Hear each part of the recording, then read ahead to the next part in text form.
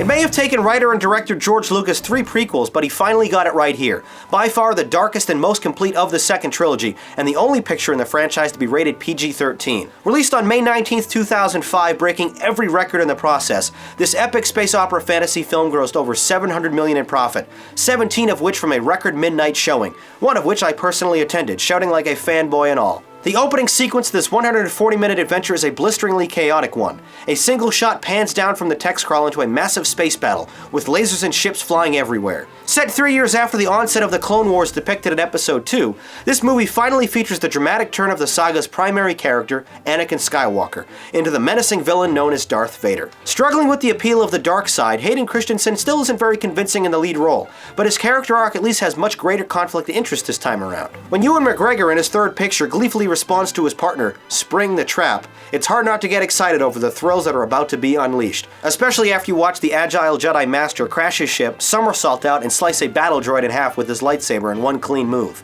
R2-D2 really comes into his own in this picture, becoming a fully fledged hero that saves the day on more than one occasion, retcon jetpacks and all. Despite her obvious talents in other films, Natalie Portman again disappoints, especially in an awful scene where she breaks down and attempts to cry after learning news that Skywalker is now evil. Reprising his role he began 22 years earlier, Ian McDiarmid is positively devilish and cunning as the evil Darth Sidious, and the renowned stage actor really sinks his teeth into the layered performance. Although he has a tendency to oversample the Wilhelm scream, editor and sound designer Ben deserves a lot of credit for contributing iconic sound trademarks to all 6 installments, from the humming sabers to the twang of the blasters to Vader's labored breathing to R2's chirps and beeps. Paired with this, of course, is another brilliant score from John Williams, which ramps into a furious crescendo during the film's climax, as our favorite heroes aggressively battle with their lightsabers for the fate of the galaxy in some of the most epic locations imaginable. This is the end for you, my master.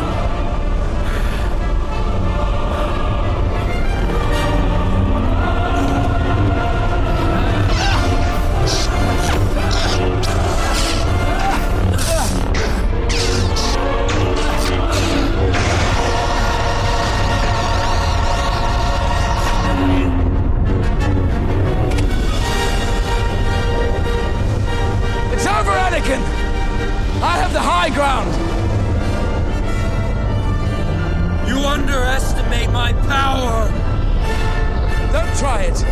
The newest film in the series clearly contains the best visual effects, with nearly every shot featuring blue screen additions and CGI creatures floating around in the background. Although largely cluttered at times, it's still a true marvel to behold ILM's impressive work. The best pace of the prequels, this film is non-stop, rewatchable entertainment from start to finish, coming full circle to the 1977 original with a delightful and satisfying epilogue, ending on that iconic Tatooine sunset.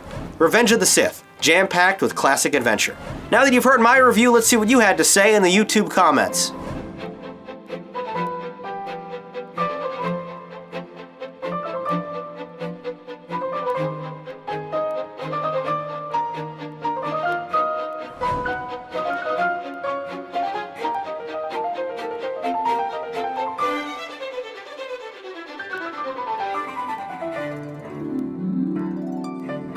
An 8 and a 10 for Revenge of the Sith.